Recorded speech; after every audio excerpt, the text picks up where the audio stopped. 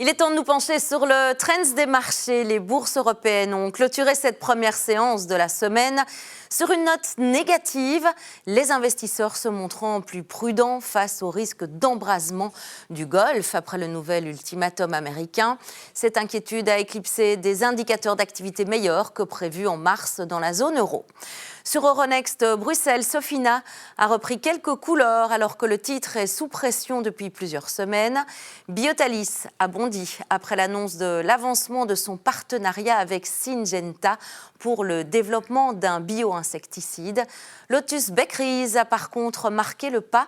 Le titre peinant a confirmé son très bon début d'année. Colruyt a chuté dans le sillage d'une note des analystes d'UBS qui ont abaissé leur conseil d'acheter à neutre.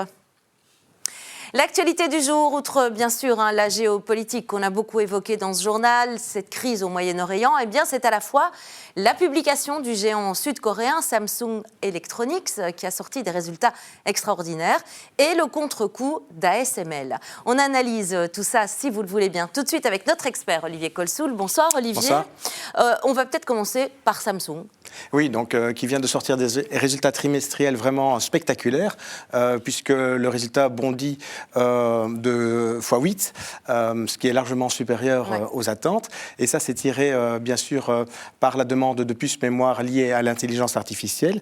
Alors à court terme, les perspectives sont très bonnes et je dirais que ça réduit aussi un petit peu les craintes justement liées au sujet des dépenses dans l'intelligence artificielle, des dépenses qui par ailleurs aussi sont très énergivores. En Europe, par contre, l'ambiance elle est plutôt morose pour ASML.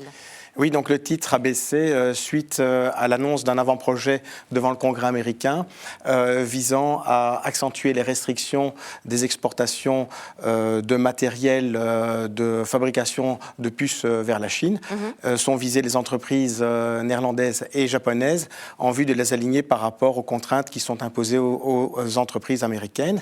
Et donc ça montre encore aussi que le thème de la géopolitique domine de plus en plus aussi dans la vie des entreprises. Justement, on va faire peut-être le lien avec le conflit iranien qui nous occupe encore aujourd'hui, à quelques heures de l'échéance de l'ultimatum, 2 heures cette nuit chez nous.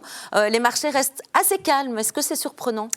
Peut-être pas tout à fait, parce que je dirais que les investisseurs sont maintenant habitués à la stratégie de Donald Trump, qui consiste à faire des menaces brutales, suivies en général de désescalade. Donc le président américain cherche quand même une issue assez rapide, mais il ne veut pas non plus avoir une victoire qui serait jugée floue et ne veut pas non plus avoir un conflit prolongé qui aurait une influence durable sur l'inflation. Alors l'élément, je dirais, le plus marquant de ces derniers jours, c'est le fait que le pétrole aux États-Unis, donc le WTI, maintenant cote au-dessus de celui du Brent. Ça se traduit en fait une demande accrue pour le pétrole américain.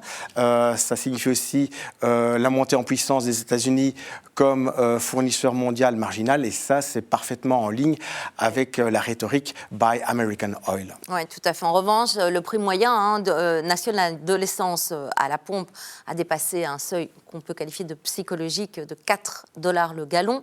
Pour la première fois, et ça c'est depuis 2022. Oui, c'est un seuil qui est devenu très sensible politiquement, voire même douloureux à l'approche des élections de mi-mandat. À cela, il faut aussi ajouter une contrainte constitutionnelle qui en fait implique que toute campagne militaire doit être validée par le Congrès américain au-delà de 60 jours. On est presque à 40 jours actuellement. Donc la pression politique augmente, d'autant plus que le Pentagone réclame 200 milliards de plus pour continuer éventuellement cette guerre. Donc, à faire valider par le Congrès. À faire valider par le Congrès. Donc au plus le conflit dure, au plus ça devient difficile à gérer et à justifier. Oui, alors on parle de la plus grande menace jamais observée sur la sécurité énergétique mondiale. C'est l'Agence internationale de l'énergie qui l'évoque. L'Union européenne se prépare à un choc majeur. Est-ce qu'on doit craindre vraiment une pénurie de pétrole ? Alors bien que le prix du brut se situe maintenant au-dessus de $110, il est encore prématuré de parler de pénurie. Si on regarde, je dirais, les estimations les moins alarmistes en termes de déficit pétrolier journalier, on tourne entre 10 et 15 millions de barils journaliers si on tient compte du pétrole qui circule par les pipelines, qui circule malgré tout par le détroit d'Ormuz, par le relâchement des réserves stratégiques et aussi par le pétrole gris, c'est-à-dire celui qui est soumis à sanctions, des sanctions qui sont en partie levées et qui se situent pour l'instant en mer. Donc à très court terme, il n'y a pas véritablement de pénurie, mais on observe quand même des tensions, notamment sur les produits raffinés en Asie et sur le kérosène en Angleterre. Et si l'Union européenne table aussi sur des scénarios de rationnement, elle affirme que pour l'instant, il n'y a pas de problème d'approvisionnement. Allons peut-être à cette conclusion. Pour les investisseurs, Olivier Colsoul, est-ce qu'ils font preuve de complaisance dans ce contexte? Je dirais que la situation est effectivement très floue pour l'instant. Donc, c'est sûr qu'on n'est pas dans le scénario de 2022 ni dans celui de 2025 de la guerre tarifaire. Oui. Alors, la volatilité des marchés, ça fait partie inhérente de la vie des investisseurs. Et c'est vrai qu'il ne faut pas exclure éventuellement une aggravation ce soir. Oui. Le scénario macroéconomique, lui, c'est clair, il est un petit peu dégradé puisqu'on aura plus d'inflation et moins de croissance, en tout cas en 2026, mais à moyen terme, les perspectives restent quand même plutôt constructives. Donc, je dirais que les mots-clés, ça reste diversification, discipline et, bien entendu, patience. Merci à vous, Olivier Colsoul, pour votre expertise ce soir. C'était le Trends des marchés. Merci de nous suivre.